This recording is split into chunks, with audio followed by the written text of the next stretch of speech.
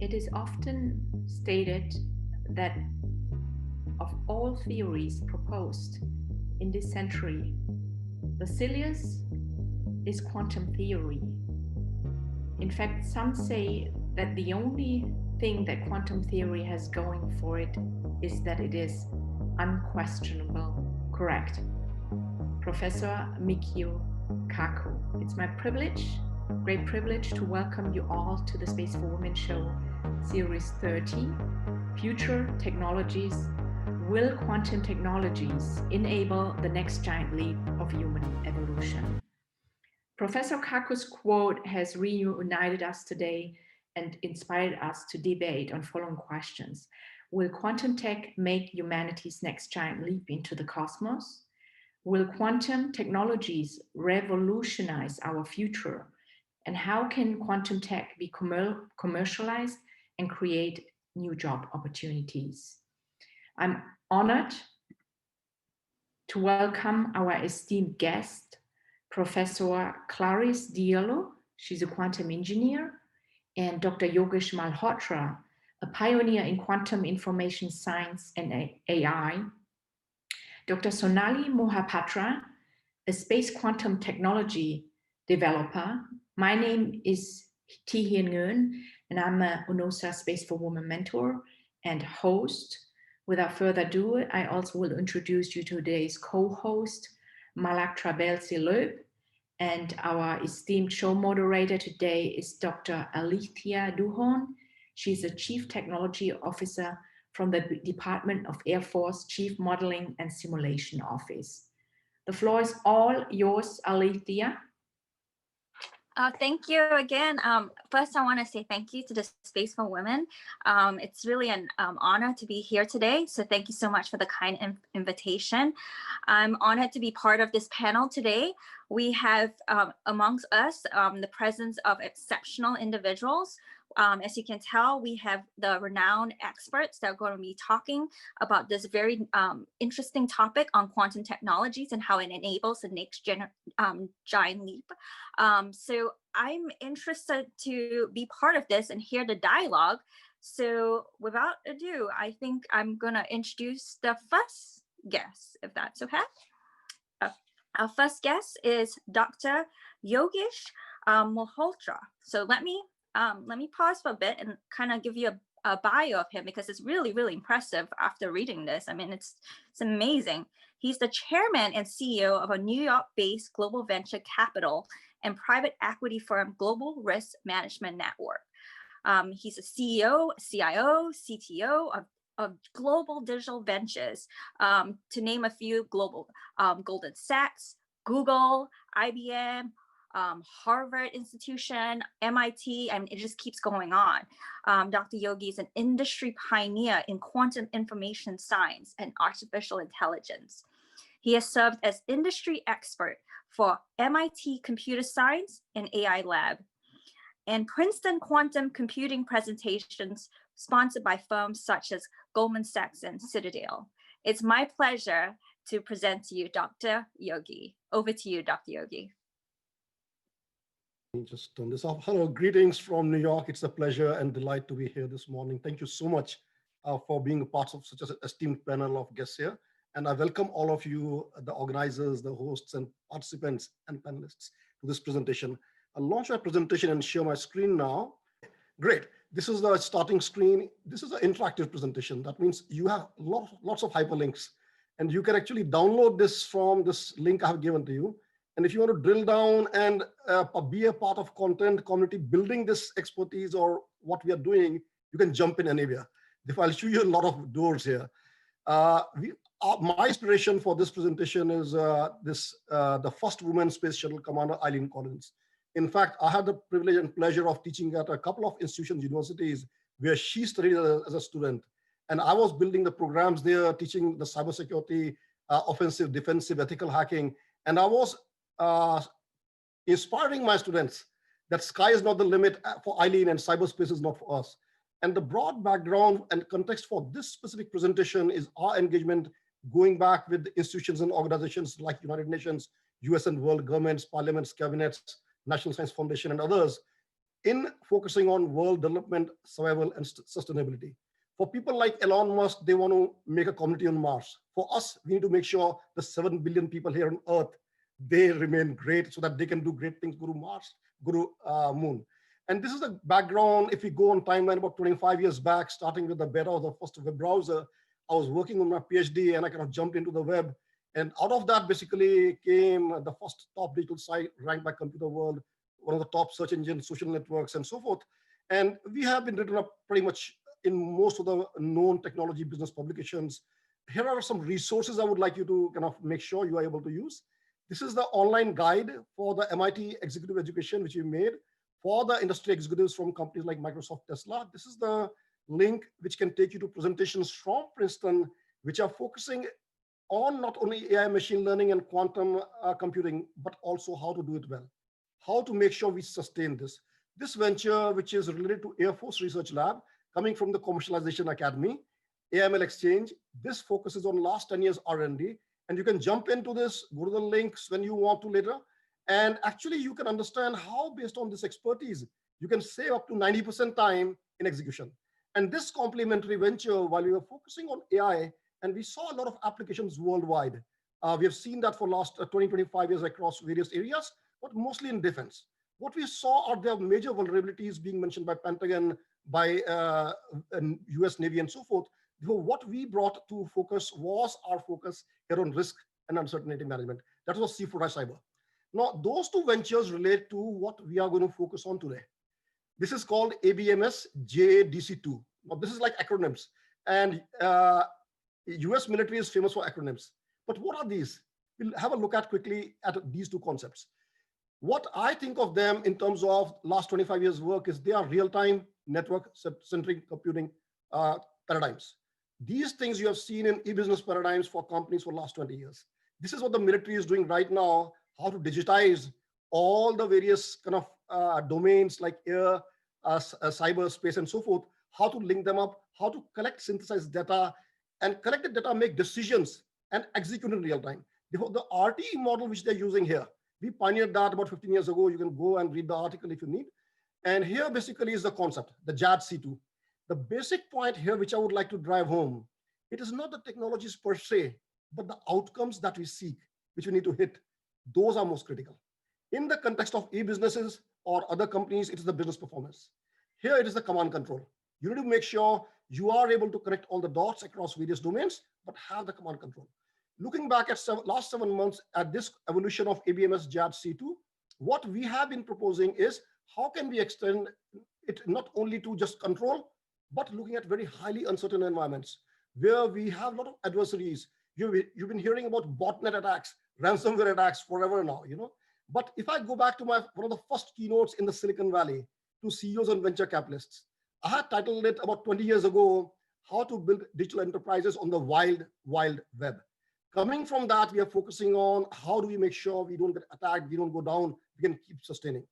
Here are some research papers, some of the recent papers which go into that line, but they focus on quantum information science. And the crypto cyber, when you hear things like encryption or breaking systems or controlling systems, hacking systems, this is the kind of background of that. Coming from a background of building systems for about 20 years and then breaking systems ethically, penetration testing them, stress testing them for the last 10 years, and also training other people to do that. This is what we are trying to bring to this table here, in addition to other things. This is a focus on the AFRL ecosystem, a project recently which we proposed. Just like a Silicon Valley was a time when semiconductors were great things. Now, the time where it is, we need to make sure our things which are flying around on semiconductors and running around like cars and everything, autonomous cars, when they go out of control, we need to be able to control them so that we have the guardrails, the guidelines. And we are trying to establish those based on these projects here. Now, if you look back at all the research and development, the two key things basically which are most relevant are two terms, autonomy and control. Now, we are also pioneers in this research and development earlier, going back about 25 years, when we started looking at this area, specifically in the context of how to manage uncertainty. No one was doing that work, and even now there are big gaps, and our work has been helping build practices. In fact, NASA was one of the organizations which had actually requested use of our models and methods going a long time ago on autonomy and control. And currently we are seeing the Air Force is mentioning autonomy is going to be a key thing. But the key challenge is how much autonomy you want to give. You want to have that technology, that robot do something which you want to do within certain guardrails, certain limits, but you also want to make sure it does not go over the rails. Like we have seen many accidents, technologies going out of control, which are, there are lots of examples where you can see across AI, ML, and I can bet we're going to see many more examples in quantum. And if you look at what are robots, I showed the slides for satellites. These satellites, I think my next panelist will be discussing more about satellites and QKD, which is the encryption.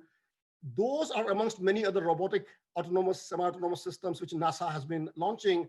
The key challenge on the slide here is two top things here. How do we make sure we have trusted autonomy?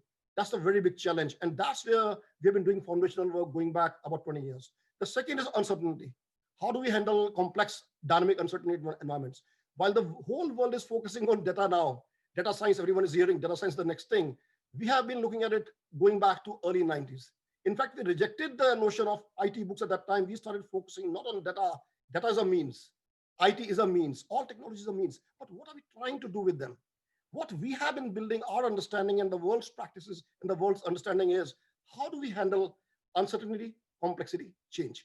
Now, you're seeing there are other autonomous systems like this top secret autonomous plane, which can go launch satellites, service satellites, and repair satellites and do a whole lot of other things.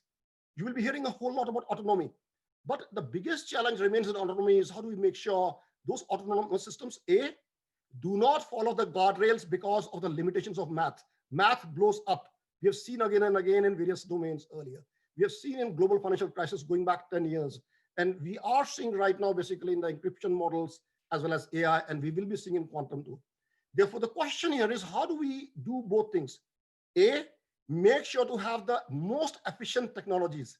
That means they do things very fast, very quickly, but we need to make sure others don't misutilize, hijack them and use against us. That applies to industry technologies.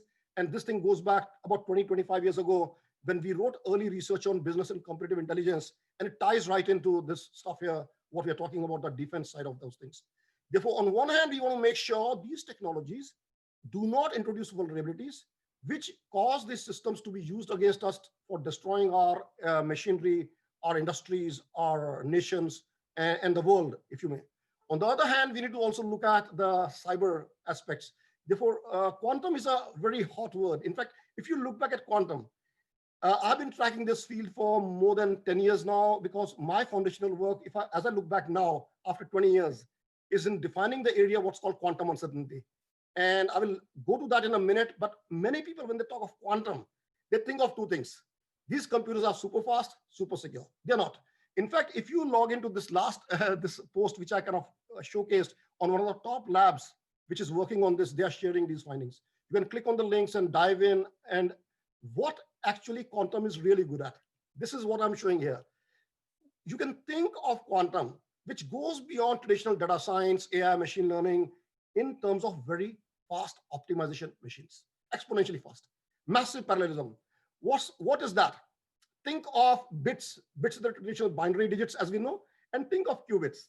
When we have bits, say you got a 10-bit string, you got a password made of 10 bits. And if you see how many permutations are there, 2 raised to power 10 is 1024, okay? Now, if you use traditional classic computers, as we know, you can only check that each of the combinations 1 by 1, 1024 times, right? But if you are using quantum computers, you can check all of those simultaneously. Now, that's the basic, most interesting concept, despite there's a tons of different technologies and nomenclature, and that you can find on the site, and you can dig in, and you'll find tons of details on quantum annealing going back about 8-10 years when we started kind of researching and presenting this stuff, to latest stuff called quantum volume and quantum supremacy. But let's focus on what we are doing today here. How can we understand this JAD-C2 and ABMS, just like in the enterprise environment? Going back, say 10, 15 years, I've been teaching grads and undergrads, how do we get real-time information using simple Excel sheets. You can pull data from various Excel sheets, pull them together, make decisions and execute. You could do that for a long time. But now what you can do is in terms of risk management, looking at risk modeling, say in financial markets. I've been advising top Wall Street hedge funds on risk modeling and risk management. Think of them as options. How can you make various decisions and how you can execute? For options to manage risk and manage rewards. That's the way, one way to look at that.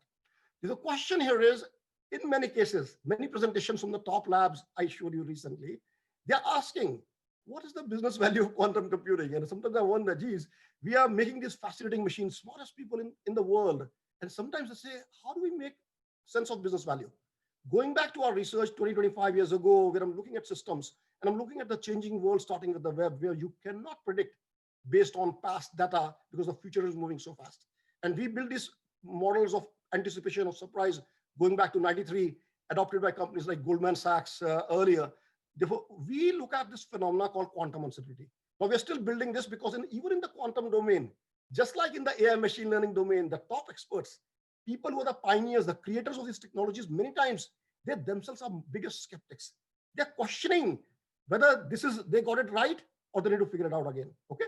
Now we can hook this network computer-centric modeling concept in enterprises, e-businesses, worldwide enterprises, supply chain, value chain. Similarly, we can hook it up with all these drones, swarms, and command control systems where you got big planes controlling small planes, many drones. Now you're seeing only the air domain here, but you have in the JAD system here, where you're interacting with satellite signals, which are collecting information, data from up there, interacting with the ships down on sea, submarines down in water, and so forth. And also the land forces, various control stations, army, and so forth. Therefore, we are seeing this very fast speed of light movement of data. But the challenge here is what quantum computing cannot do is telling technology, A, what it should do and what it should not. Like, for instance, here, the key challenge here basically is AI supremacy, quantum supremacy. You've seen these terms thrown around, and they are big buzzwords. What we have been trying people to kind of move beyond, we have seen this thing for 20, 25 years. Right now, it is AI quantum. Before that, it was knowledge management. Before that, it was business process reengineering. This stuff repeats again and again. All those things are means to get stuff done. What you get done is up to you. Whether you do great things or adversary things or things which kind of make the world backward, that's all up to humans. Therefore, humans are final determinants. Therefore, in that context, we've been trying to help the various defense forces understand that it is your guiding frameworks. Like for China, it is unrestricted warfare. There's a big document you can pull down from one of the links and you can search on one of the sites. But for the USA, we are trying to help focus why control is a key thing. Although there's a recognition, we are trying to help understand control doctrine with the key focus on not only building large-scale systems, but also sustaining control, where you're seeing many of these encryptions being thrown apart, where authentication systems are compromised, where control is being taken off national electricity grids to dams, to satellites, to everything. Because right now the control is moving to space. Our focus on space is primarily how space can determine human sustenance, so that all the good stuff humans can do, they can go in the space and on moon and so forth. But the key point to understand is common sense that AI doesn't have. Many top scientists at AI, at MIT, for instance, have already said that. You can read their articles from many of the links here. If you go back to some of the top quants who build the strategies for Goldman Sachs, quant systems for markets, they have talked about intuition. And that's something which systems do not have. Albert Einstein, everyone knows about that name, and he talks about imagination being more important than knowledge. That is what is most critical. What we have been looking at, we've been looking very closely at all the technologies going back to before the World Wide Web, when it started in early 90s. The more we get deep into technology, the more we find there are limitations and big kind of stuff which can happen. Things can go wrong, mistakes can happen, but we need the human factor more and more. Okay. What we are proposing here is there are ways to rethink systems, just like you could rethink your business systems. You can rethink your enterprise systems, your global systems, whatnot. Right now, we are on this great network, which is launched by Tian. This is what she devised. This is her creation, her idea. Just like that idea is there. I go back 20 years ago when I was giving a keynote to the Mexican parliament cabinet ministers. We had 600 people there, all the IT heads, 13 CIOs. And I shared with them story of a Mexican woman. She wanted to sell hats. And I saw her message on a data mission bulletin board. And I told them, there are people who want to do things. Make sure they can do things. They were looking back at what AI computing can do and they cannot do. These technologies can help use math computing models, collect data, synthesize, and act on it very fast. But what you do with that data, what decisions you make, those are up to you in most cases in all domains. And recently article this came up, you can pull this link from last week or so. The chief defense officer or the UK chief of defense has said that we might be looking at World War III, and he's saying if we have 90,000 soldiers, we will have 30,000 robots in war with them. Go figure. But the question here is, what he's saying is we can have a real risk of miscalculation. And that miscalculation here, basically, he might be wondering about people, the geopolitical things and people thinking. But the key thing which I'm thinking is the technologies. If you look back at this great story coming from about 40 years ago, we had a Russian military officer. And there's a great articles if you want to read up on this person. I think we are alive now, the world is still alive, and all of us did not get eliminated. It depended on his decision one day. He looked at some signals coming on his screen, and he thought these were intercontinental ballistic missiles coming from the USA. But he overruled that. Even those signals, if we had AI, machine learning, quantum, we might be dead by now, okay? But the point here is those signals were so deceptive, so real. Nowadays, you hear about fake news, fake views, and fake voices. Those things are going to be very, very critical now. But this is the early times, 40 years ago. We didn't have web 10 years before that, okay? Therefore, it was his gut instinct. We will need more gut instinct. We will need more common sense. We need more intuition, imagination, because technology and math have very big limitations. In fact, my last three presentations at Princeton have focused on actually helping people understand, all models are broken, they're not real. Okay, if you focus on a model, you will go down whether you're in finance or military or whatever. Therefore, every model is a very weak representation of reality. Therefore, how do we minimize that risk in terms of uncertainty? You look at multiple models, just like you do scenario planning in going back to learning organization, so forth, okay? But the point here is more important than knowing math and computing is know the limitations. That's most critical. In fact, many people who get so much hyped about math and AI, they forget those limitations. And most critically, make sure to use your common sense, intuition, imagination. You will need that more and more. Now, looking back at some of these military doctrines coming out of, say, China, their doctrine, basically, they mention how to win a war without firing a bullet. And they mention that in the information age, the influence exerted by a hacker is more than that of a nuclear bomb. We go one step further. We say, given what we are observing here and focusing on the control doctrine which we are proposing, should replace this outdated legacy lethality doctrine, which has lost its lethality and its value, is that the hacker is more powerful than the nuclear bomb if she can control when and where the bomb detonates, and most importantly, make sure it does not detonate if it should not, because things can go off control, things can go off guardrails, and we need people, smart people using smart tools who can make sure the world still exists, regardless of all these weaknesses in the very fragile math and computing which underlies many of these technologies, as well as the adversarial nature where we are seeing systems being taken over, used against them. So the key challenge, what we have seen before, is what we call the governance control problem. This is a recurring problem. Now that thing was in AI, it's going to be very much more in quantum. And we will need to make sure the Earth and human civilization, they exist, so that we can have people like Musk take us to Mars and Bezos to moon. And we can follow the role models of people like Eileen Collins. I think I was really proud of her. And I used to go to an observatory they named after her. And just think, what would Eileen think or do, you know? And thank you so much for this fascinating panel. And I enjoyed every bit of it. Oh, thank you so much, Dr. Yogi. It's really insightful. It was so much wealth of information. But the one thing I noticed is, technology is an enabler, but the fundamental thing is about the data. You talked about that too, because I can tell you on the Department of Defense side, when you're talking about ABMS and everything, from our side is when you talk ABMS, let's say the one efforts, let's talk about data one. When you want to link everything, what's the fundamental things in terms of working on the standards, the policies on our end? We need a common ontology. Those are the kind of things we need to speak the same language. So what useful is data if we're not gathering and ingesting in the right format and the common ontology? So those are little fundamental things. So I also picked up that you were talking about, and also the guardrails, especially on the Department of Defense. You talked about security, multi-level security is a huge thing. I mean, still a hot topic. So I really, really appreciate it. That was really, really insightful. I could just keep going on and talking to you all day, honestly, because you had a lot of really insightful things. And I was like, oh my gosh, this is great. I just want to say thank you so much. I think we're holding, if I'm correct, we're holding off the questions till the end. Alethea, if I can make one quick observation, if I may. Yes, The yeah, point about absolutely. data is very critical. Sorry, can you hear me? Yes. I just want to make one point, one observation. You made a very fascinating comment. And that reminds me of the paper I wrote in 1995, inspired by the AI Pioneer, published in 2000, which built the foundation of this data, humans and machines. I think that paper is key. All machines, they think of data the same way.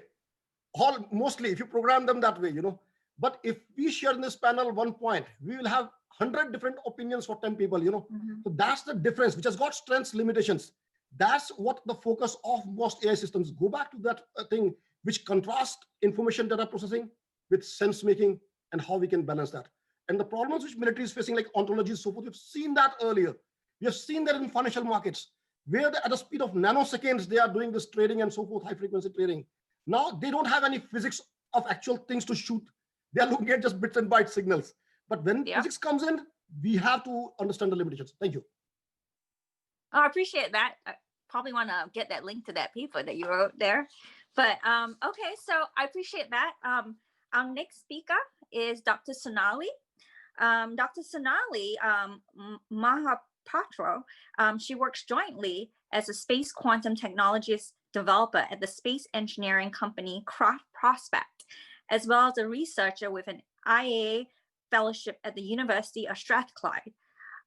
Sonali is also one of the founding members of the New Voices in Space Working Group of the Scottish Space Leadership Council. She has a PhD in quantum gravity, it's pretty impressive, and a double master's in physics. So the floor is over to you, Dr. Sonali, and I'm looking forward to hearing the insights you share. Thanks so much, Alethea. I'll just confirm if you can hear me properly now, and I'll go forward. I got you loud and clear. Amazing. Yeah. All right. Thank you so much for inviting me on the show. And Hien, Alethea, and Malak. I'm really happy to be here. And I think I'm going to be starting perfectly from where Yogi ended his slides on. I think you gave a wonderful, fascinating presentation on what are the limitations and what are the approaches that we should take to technology, quantum technology, AI. All of them are quite related to each other. All right, so I'll give a little bit of an introduction to myself. Thank you so much, Alethea, for the intro. Currently, I am working on quantum technologies in space as a space quantum technologies developer at a startup called Craft Prospect in Glasgow, in Scotland, in the UK. At the same time, I'm also jointly working with the University of Strathclyde as a researcher, as an IAA fellow, working on similar topics as, how do we make QKD in space a reality. What I do is I work in this interface of both academia and industry so that I can very seamlessly take a lot of ideas from academia, things I work on, things other people work on, and engage a lot of researchers with industry, and then figure out together, how do we actually take some of the research ideas and translate them into actual technology, figure out the obstacles, what are the barriers, how do we make sure there's a lot of people getting engaged, how do we make sure that we raise the obstacles to the people who are in a position of making jobs available so that we can get rid of the obstacles, we can make components for space and so on. So today I'm going to be talking a little bit about currently what I'm focusing on, which is doing quantum key distribution in space. I'm currently a part of the technical team of an upcoming mission, which is known as the ROCKS mission. It is Responsive Operation Key Services, and it kind of brings together two of the things that Yogesh was talking about, quantum technologies as well as AI systems, automation. And then hopefully I'll give a little bit insight into how do we actually make sure that we are also making key decisions in there and not letting AI do all the work. Because as Yogesh pointed out, we are giving AI the training sets. So basically, we don't need to take off the training wheels just yet. We need to make sure there's human and AI talking, combination of both our brains melded together so that we can take right decisions at the right time. And talk a little bit about what is quantum technologies, why do we want to use quantum, right? So basically quantum is a study of the extremely small, which is less than 10 to the power minus 15 meters. And when we talk about quantum technologies, we are talking about manipulating single quantum particles, like single photons and single electrons, and then hoping that we can do magical things with them. So my background is basically quantum gravity, quantum foundations, quantum theories. I did my PhD in quantum gravity, but at the same time, I did a lot of work in quantum computing, machine learning, artificial intelligence, and the theory of quantum foundations. Why quantum theory is what it is today, and how do we actually work on some of the things that we do not understand in quantum now. So what I have brought over to industry is that experience, and then using this experience, we'll be going forward and making some interesting things, manipulating single quantum particles such as photons, which I'm currently doing. So when we are going to quantum in space, that's a whole new ballgame. We are, so the topic of today's presentation is quantum technology is going to change humanity, right? And if we are talking about the progress of humanity through our timeline of human evolution, we will see that if you look at the growth curves, I don't have the growth curves in front of me, but this is something out of the top of my head. If you look at the growth curves, you'll see that basically it goes at an exponential, and then at some point we need a paradigm change so that we don't run into something which we call as the singularity. And I think we are at the point when in the space of one generation, right? Like basically when I was born until today, we have gone from not using that much electronics, not having electrical systems around the world, not having computers, to actually coming to the time when we are trying to take quantum into space. And so I think we are at the point where a paradigm shift is necessary so that we can actually develop what the future means for humanity. We can take important decisions, and we won't run into the singularity. So why space? Why do we want to take quantum technologies into space? First of all, space has microgravity. It does not have atmosphere. It has high vacuum levels. It has long free fall times and low temperature. And all of these combined together makes it a wonderful enabler for tests of equivalent principles, to test gravity, to test quantum gravity. It makes it a wonderful place to also let us test long distance tests of entanglement of particles. It's a wonderful place for us to take clocks and sensing equipment and then test how precise they are. We can also test very, very tiny deviations from general relativity, which is currently our understanding of how gravity works on large scales. It is also going to enable long distance global communications infrastructure, which I'll be talking about a little bit. And in the future, hopefully it'll enable us to have a quantum internet. And what I'm working on currently is how do we have better cybersecurity against quantum computers. And as part of that, I do quantum key distribution, which is one of the focus areas of quantum technology. So where is the excitement today? Quantum key distribution, as I told you. There is quantum sensing, which is basically you take two tiny atoms, you take two tiny photons and you put them together, and using the energy that goes out of the excitement of these photons, you actually make very, very, very precise measuring instruments. You can measure time, you can measure, you can make magnetometers, you can measure magnetic fields using that, you can measure gravity, which are like gravimeters. We can do quantum metrology. We can do a lot of very, very theoretical quantum physics experiments as well to understand more about the nature of the quantum space-time. All right, so let's go forward. Where were we? I was going to talk about quantum cryptography. Why do we need to make the jump into quantum cryptography? So today, as all of us know, we deal with a large amount of data, as Yogesh also pointed out. We are doing, especially in Corona times and COVID times, we're all doing a lot of virtual meetings. We're all working everything on the laptop. We're remote working. All our data is in our phones, our laptops, our banking systems. We are always receiving OTPs, the one-time passwords, which we plug into our system so that we can have secure communications with our banks, with our health institutions. So with all of this data comes a lot of responsibility to make sure that this data is protected.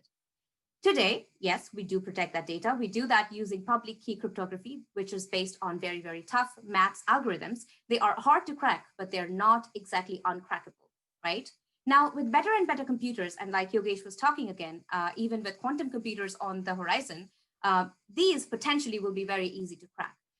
People are projecting that in the next 3 to 12 years, quantum computers will be able to increase the complexity of the problems that they're able to crack currently. And we might be, and if you're basically a part of a crime syndicate who builds their, who gets their money every day on putting a lot of data in their computers, crunching the numbers and figuring out all your secrets and taking all your money, you would already have started collecting this data. Maybe we don't have quantum computers today who can do this cracking for us, but in the next 10 years, if somebody is collecting all our data and keeping them, by that time, they will be able to crack it and all our data is going to be insecure. So how do we make sure that we can protect our data and make it future-proof? That is the big question.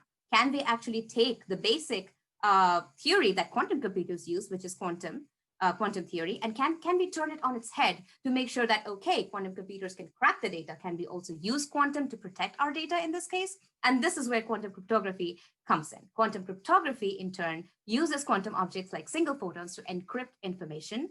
And the good thing about the QKD that currently a lot of people in the world are trying to do is that if someone else tries to capture those photons mid-channel, and they try to figure out what kind of information is being sent from A to B, we will always be able to tell if somebody is trying to eavesdrop. So we might not be able to protect all of the, we might not be able to stop them from eavesdropping, but we will always be able to tell in the first few minutes of trying to set a secure key that somebody has tried to eavesdrop on this, and we will just abort that particular communication channel. So it is going to be future-proof in that way. Now, let me go to the next slide. So what exactly is quantum key distribution, right?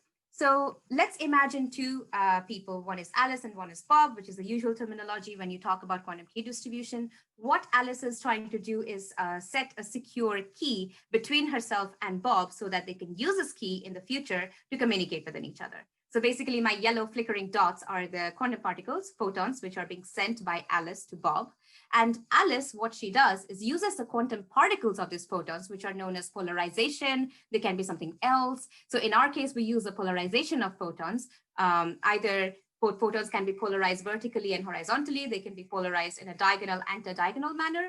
And so we can say that if the photon is polarized vertically, we say the information is 0. If it's polarized, horizontally, we send 1. So that's the way you're using some kind of a library to send information between Alice and Bob, right?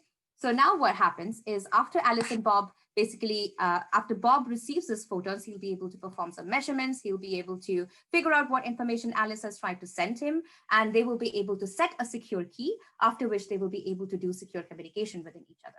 But the problem is today there are a lot of companies who are doing already QKD commercially. They're selling commercial QKD setups. But terrestrially, currently we're using fiber optic cables to send these photons from Alice to Bob. Now, fiber optic cables come with their own problems because photons are tiny particles, right? Fiber optic cables come with a lot of losses. Now, if you're trying to send these photons more than 500 to 600 kilometers, even after using repeaters, you can't do that after 500, 600 kilometers. The photons are going to denature and break down, and there will be no secure key set. So what do we do in this case? Because at the end of the day, we want to make sure that the whole world is connected using this quantum key distribution. We want to take security as a blanket to the whole world rather than only bubbles of 500, 600 kilometers on Earth, right? So that is where space comes in as an enabler. So what I'm trying to do is give you a very simple story of how do we actually use space as an enabler to augment our secure systems on Earth right now. So it's not a problem if somebody wants, somebody is, let's say, Hien and I don't know where you are based currently, Hien.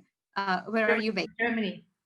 Right. So Germany, I'm sure, we are not in the same country. We are not within the 500 kilometers radius. So if I want to communicate with Hien secretly and securely, I don't have to panic. What we have to do is basically I have to set up a ground station in United Kingdom, and Hien has to set up a ground station in Germany. Now, what that looks like is something like this. And what we will be doing is we will come to an agreement to send up a satellite together, right? Now, this satellite, what it's going to be doing is it's going to be going over my ground station at some point. It's also going to be going over Hien's ground station at some point. Obviously, we'll have to choose the orbits of the satellite quite carefully. The good news is once the satellite is up, when it passes over myself, I'll ask the satellite to open a quantum channel. Now, this is very much Star Trek-like, right? So what the satellite is going to be doing is sending down single photons to myself. And when the satellite passes over Hien's ground station, it's going to be sending down single photons to Hien's ground station. Now, why can we actually do this from space? The good news is because we are going to be sending up this satellite in a LEO orbit, which is 500 to 600 kilometers, right? So essentially, this is acting as a relay. We're cutting down the 2,500 kilometers between both of us into 500, 600 kilometers because the satellite only needs to send photons 500 kilometers down into the Earth. We have other good news, which is that in Earth, the atmosphere is basically around 10 kilometers, let's say, at some of the, the narrowest levels. So the photons travel most of the time in empty space, which is how we are breaking down the losses. We are making them very negligible. And so there's not that much atmosphere for the photons to collide with and denature. There's also no fiber optic cables that we'll be using, and they would not be inputting losses into our system as well. And so, yay, we have some very nice empty space through which photons can travel and come to our ground stations. And we do, this is not as easy as it looks, right? This is a simpler picture. This is the basic picture. But at the end of the day, we'll have to figure out what kind of satellite are we going to be using. We'll have to come to a treaty. We'll have to build the quantum source, which fits inside the satellite. We have to think about whether we should be using single photons, whether we should be using entangled photons, whether we should be using quantum random number generators to improve the security of our system. What kind of quantum sensors do we need to use? What kind of detectors should we use on the ground station? What kind of telescope we should use? How do we measure quantum states? How do we ensure that the timing, like the satellite sends the first photon and the ground station understands that, yes, this is the first photon that was sent at this particular time. So it's a lot more complicated than it looks. And that is why we have some of the best minds in the world working, computer scientists, physicists, mathematicians, industry people, project managers, everybody working together to make all of this a reality. Now this is all well and good, but if we want to build towards a global quantum network, we want to have like some kind of a quantum internet would require a constellation of satellites around the Earth. We need smaller satellites. We can't do that with conventional satellites today, which are huge, bulky. They need customized systems. They need to bring together a team of thousands of people. They need to have a lot of funding. Now, smaller satellites, on the other hand, have more risk appetites. They are less costly. They're easier and faster to deploy. And so this is what has brought us to Cubesats. Now, Cubesats are actually very cute, tiny satellites, which are, if I want to give you like some sort of a scale, then imagine your cereal carton box. You have cereal in the morning from cereal cartons. That is basically the size of a Cubesat. It's that big, right? And so even though it seems like these are smaller satellites, we're going to be spending less money on them and we can send them much faster, right? The problem is that we have to take a whole optics table in a university and then miniaturize it into this tiny payload, which can then go into a satellite and can do some very, very cutting edge quantum key distribution. So I have some pictures of a 12U. Cubesats basically have like a unit system. So 1U is a 10 centimeters by 10 centimeters by 10 centimeters, as you can see. And to scale, I have a loaf of bread right there. So they're very tiny. And it's very useful to have them. You can just have them very easily. Anybody can buy them nowadays. And this also leads to like democratization of space. Not only big organizations and government can have access to space, but a lot of startups, a lot of universities, a lot of school children can also have access to space. A lot of people have built CubeSats. They have put sensors in them. They have put images in them, cameras in them. And some of our wonderful data, very, very important data, has come from these CubeSats built by students, right? And these CubeSats were actually started as an enabler to help university students understand how do you actually send up a satellite. But then we figured out that CubeSats are way too valuable to make it only available to students. So now a lot of startups and government and organizations are using CubeSats. Now at Craft Prospect, what we are currently doing is we are building a payload of a quantum key distribution system to go in a 6U CubeSat. So you can see on my slide, the blue box over here is basically the CubeSat bus in which we will be putting this payload. This is basically our optics box, which is going inside that CubeSat. And inside the optics box, we have a laser system, we have collimators, we have various mirrors, we have dichroics, we have lenses, we have 3 or 4 lasers, we have all the electronics that are going to go inside of it. And it's amazing to me how small electronics have become today. Like we can build anything starting from an Arduino, right? A robot toy or something that goes into space to provide us security.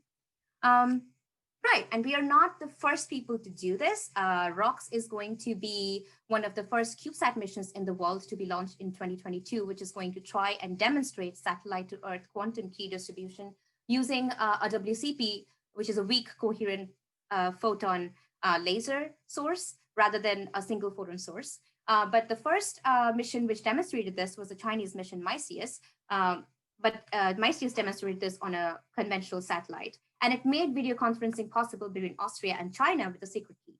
RAL Space, which is a UK Singapore consortium, also is trying to do an entangled photon source mission, which is probably going to be around 2022 as well. There's the Cubesat Canadian mission, which is going to be having an entangled source on the ground. So it has flipped the whole picture that I showed you. The source is going to be on the ground, and the quantum channel is going to be opened from the ground to the satellite. And we are working with quite a few consortiums around the world to do this. But before I go further, what I want to point out is on ROCS, why it is called ROCS, Responsive Operation Key Services. We are also including automation here. So we want to make our satellite responsive by itself so that we don't actually lose a lot of resources. What we're doing is we are putting a camera imager on the satellite, and we have our first product, which is known as the FLY, the forwards-looking imager. If you go on our website, you'll see a lot of details about it. It's already out there. What the FLY does, it looks ahead when the satellite is it's going in its orbit, and before it needs to open a quantum channel with a ground station, the FLY is going to look ahead and see if there's something that is going to block this happening. Right? So the FLY takes a picture, it sees that if there's a lot of cloud over that particular ground station, if there is cloud, it says, it sends a signal to the brain of the whole system, the computer, that, hey, computer, there's cloud over this particular ground station, so I won't be able to do a proper key distribution here. So let's point ourselves towards another ground station, which is free, so that we are not losing a particular pass. We are not losing one orbital pass. And so that we are making very efficient use of our orbits and time, right? Right. So now, this is basically what ROCS is all about. And currently, we are also starting to think about how to we offer QKD commercially, a QKD consultancy to a lot of different startups, to a lot of different ecosystems, to also universities. We work very, very closely with universities and undergrads, master's students, PhD students, as well as professors, all like bringing the whole ecosystem together, really. So because there are a lot of challenges in this field.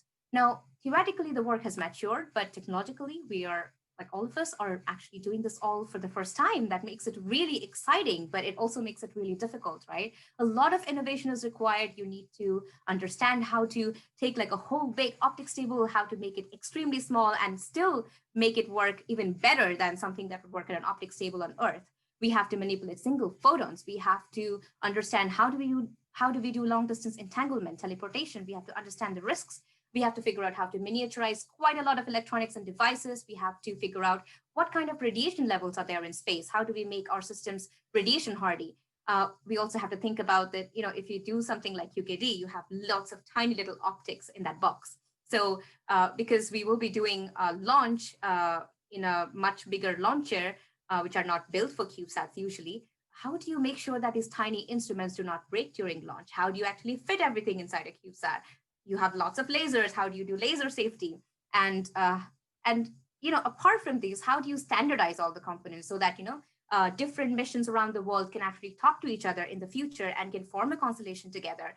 Do we have any regulations currently? No, we do not have any regulations. So we're also working on big consortiums, figure out what kind of regulations should we already have so that we do not have some kind of, you know, collisions between different satellites in the future. We do not have piracy, space piracy, which instead, unless you actually plan for these things, will happen. So yeah, there's lots of interesting work going on in this arena, but there's lots of challenges and there's lots of things to be getting involved in, lots of opportunities. My team at Craft Prospect is quite balanced. I'm very happy to say we have almost 50-50 gender balance, which is great, which, you know, usually is not heard of. But what I'd like to also point out is because I do a lot of EDI related work, and I'm usually a big champion of innovation, which comes with diversity. And unless you're improving and including diversity in your team, you're going to be leaving out quite a lot of very important or good ideas that a lot of other people will have, right? Evolution is all about variety. So be smart, bring all the variety in, right? And you'll see great things happen. So thank you, everyone. If you have lots of questions for me, I'll be happy to take them and happy to discuss other things with this as well. But thank you so much, Ian, for inviting, and thanks, Alethea, for the introduction. Thank you, Dr. Sonali. That was one of the most exciting presentations on quantum technologies. I mean, your passion, your excitement really exudes out. You raise a lot of similar points in a different lens from what Dr. Yogi was talking. We talked about, it's all about the data. You talked about cryptography. Its security is still very, very key. You talked about standardization. We talked, Yogi and I were talking about standards just now and the regulations of it. The one key thing I also thought that you really hit on also was the paradigm shift. This is going to take a culture change. It's an ecosystem. And I'm 100% with you. When I was doing my MIT fellowship, the one thing I learned is everybody comes from a different lens. We all come from a different lens, different perspective. So everybody needs to be part of this ecosystem. So I'm just applaud you for all your efforts. Thank you for sharing this. In the interest of time, I'm going to move on to the next speaker and then hold off till the questions later. Thank you so much, Dr. Sonali. Thank you so much. Our next speaker is Professor Clarice Aiello. She's a quantum engineer interested in how quantum physics informs biology at the nanoscale. She's an expert on nano sensors harnessing room temperature quantum effects in noisy environments. Aiello received her PhD from MIT in electrical engineering and held postdoctoral appointments in bioengineering at Stanford and in chemistry at Berkeley. She joined UCLA in 2019, where she leads the Quantum Biology Tech Lab.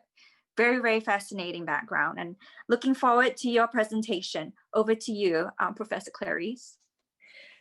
Thank you all very much. Good morning, everyone. My presentation will start somewhat funky, and I'm going to get to space a little bit towards the end, and you're going to see what a journey this is going to be. So I like to call myself a quantum engineer.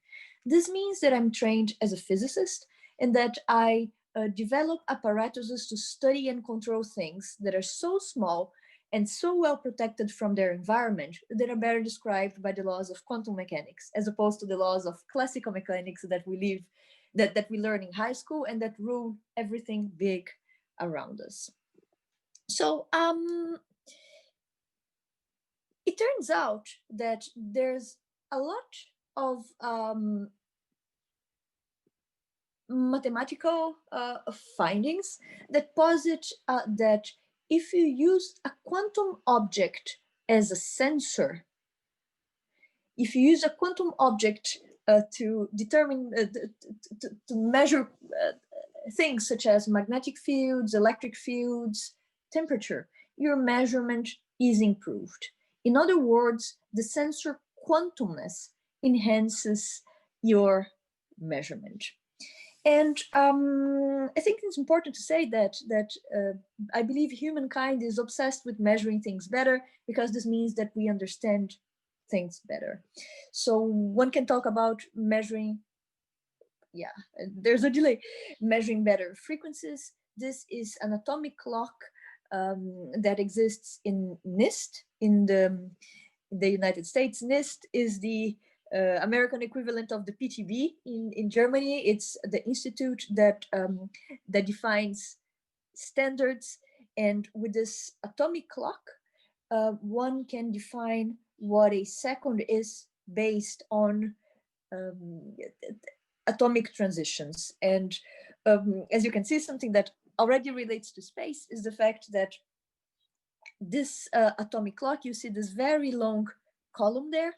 This very long column, actually, you have atoms that are dropped that go from the top of the column to the bottom of the column, and the height of this column sort of limits how well you can do your measurement.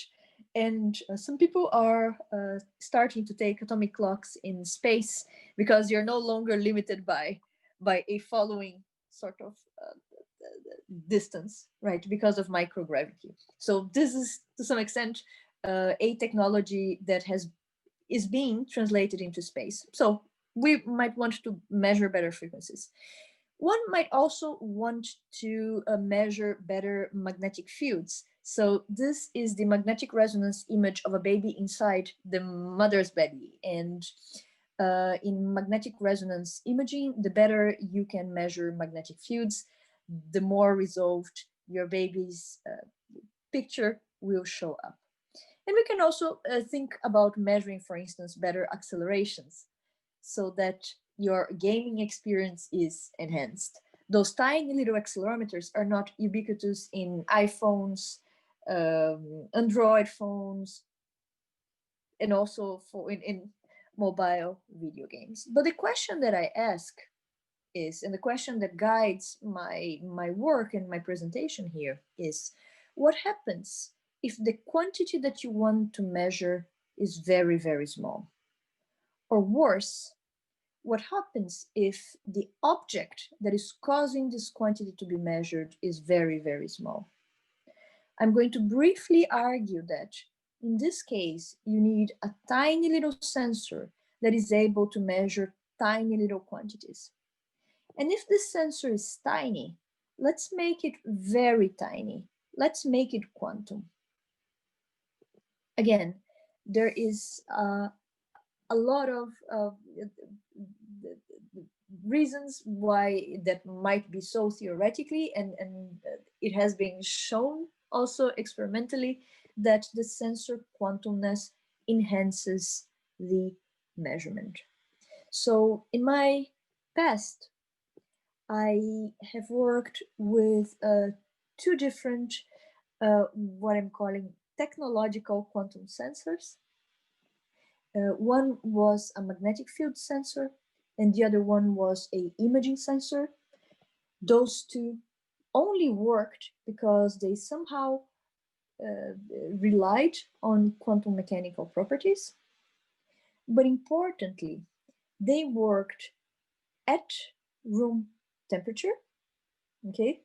When we think about photons are a little bit different as quantum objects, but when you think about other types of quantum objects, quantum computing, we usually think of them in very protected environments, in a vacuum, cooled down to millikelvin temperatures. So the technological quantum sensors that I worked with, they worked at room temperature and in what I call noisy environments. And by noisy environments, I mean they were very good sensors that worked in the proximity of biological samples. So at this point, I'm actually going to be, I have a couple more slides, but I'm going to stop. So I'm going to stop my slides to tell you where I'm going with this quantum sensing talk, why I believe quantum sensing goes beyond technological features, and how I think space might be an important frontier in what I want to explore. Right now, there is enough, but not complete evidence that organisms might, like living things like cells and organisms, both small and big, might for a very short time be using quantum properties that are very similar to the properties that technological quantum sensors use in order to interact with their environment. Okay. If that's true, if the evidence holds up, this means that organisms might, for a very short time at room temperature, be behaving as living quantum systems, living quantum sensors, if you want. So the whole idea of my program of research at UCLA is to take quantum-inspired techniques and machines and start applying them directly onto those putative quantum objects inside organisms in order to sort of understand whether this is, and either confirm or refute whether this phenomena is true, and maybe start learning two things. Either like if nature really is harnessing quantum mechanical degrees of freedom for something, can we learn with nature to improve technologies? And in the sense that, for example, quantum technologies suffer from noise. Everything that starts quantum dies classical, and that's mostly because of interactions with the environment of where the quantum system is embedded. So the idea is, if nature is actually using technological elements of quantum mechanics, can we learn especially how technology deals with noise in order to apply those laws onto technologies like quantum computing technologies, technological quantum sensing technologies. The second important part of our research has to do with, if nature is using quantum mechanical degrees of freedom, can we commandeer physiology by tapping onto those technological degrees of freedom, by trying to control those degrees of freedom in the same way that one would try to control quantum bits, right? May they be photons or other sorts of quantum computing units. But in this case, they just happen to live in a wet, hot environment of a living system. I want to give one example, and I have some props for that, in how exploring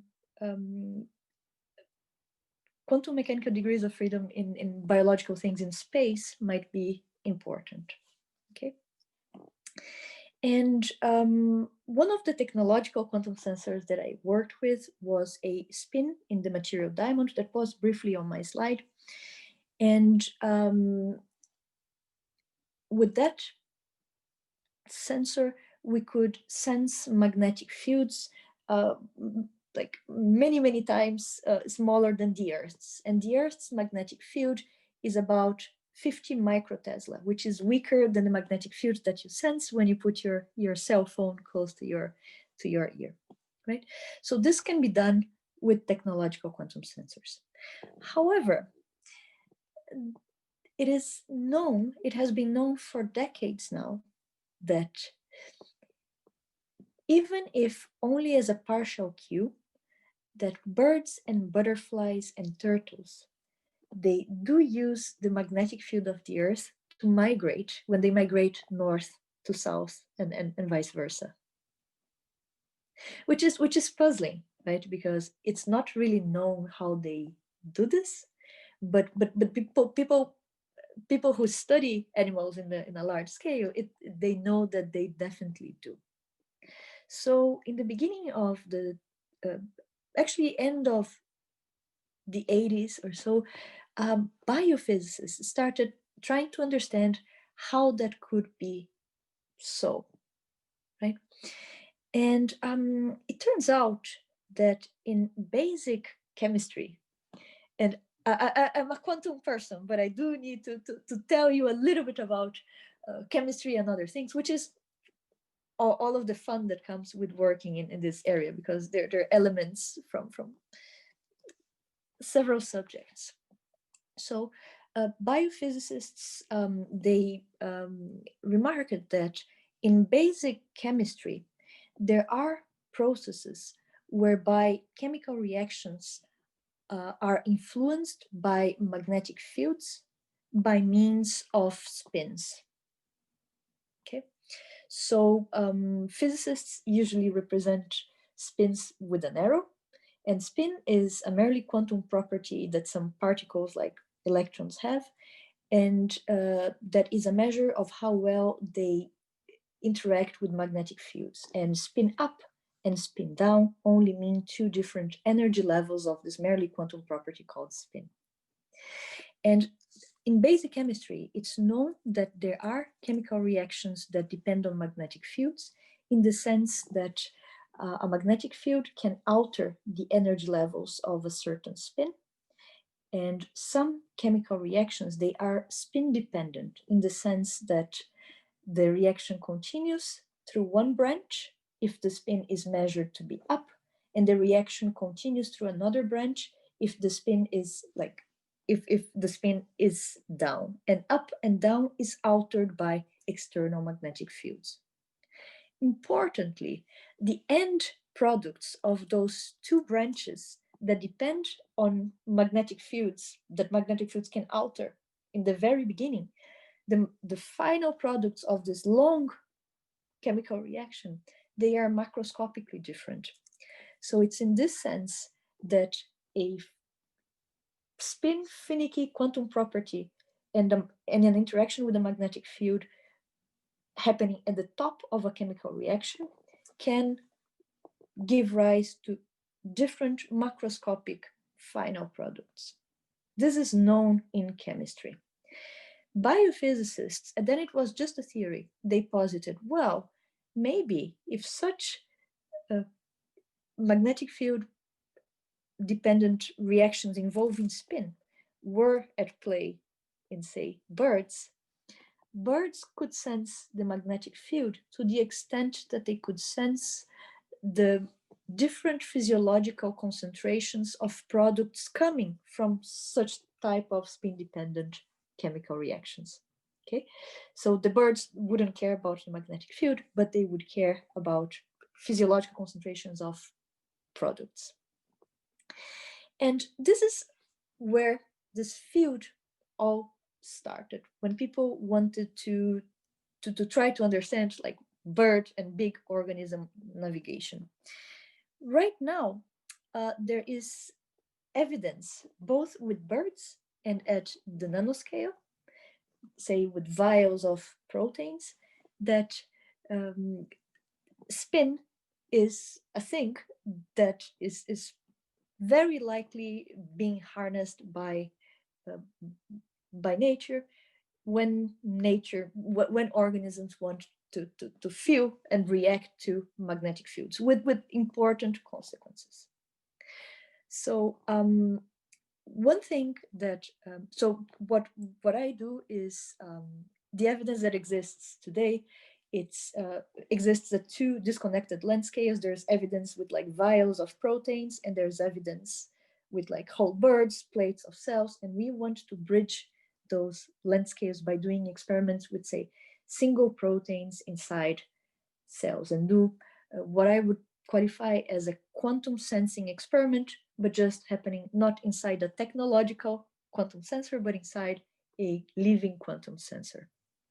So what the hell? What does it have to do with space at all, right?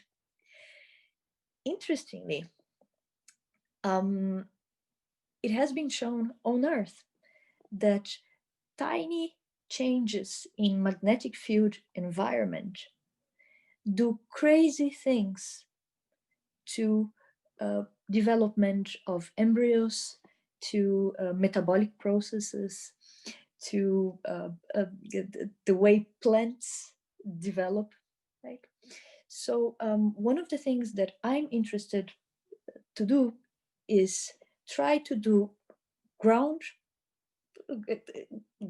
research, emulating magnetic field conditions in space, to try to see if we find a way of understanding and predicting what might happen to living organisms when they are exposed to different magnetic field conditions that one may find in space.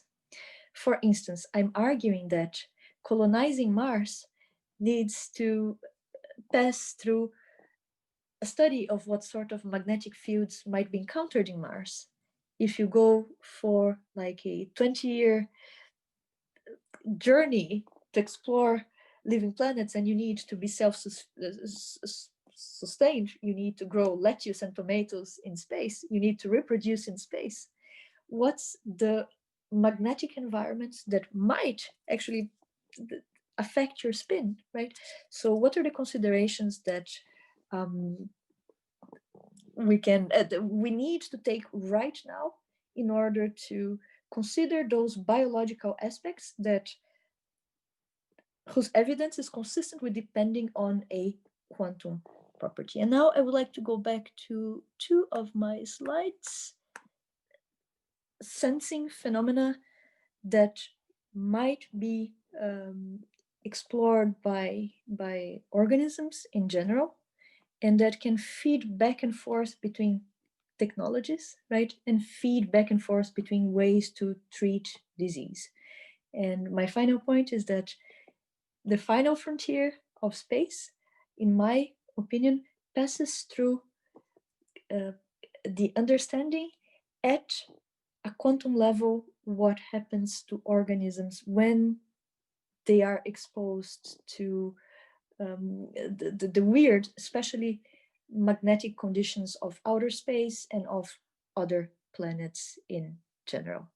The lab that I lead at UCLA is called Quantum Biology Tech, or Qubit Lab. And my email at UCLA is just cla@ucla. So feel free to contact me if you're curious about quantum sensing and in various contexts. And thank you for having me here. Oh, no, thank you so much. That was such a fascinating presentation. And you know what? I love that play on words on your lab, Qubit. I feel like if I'm in California, I got to come and visit you at some point. Yes, by all means. I know. And you raised up so many interesting things. So I'm an aerospace engineer. I come from a flight test background.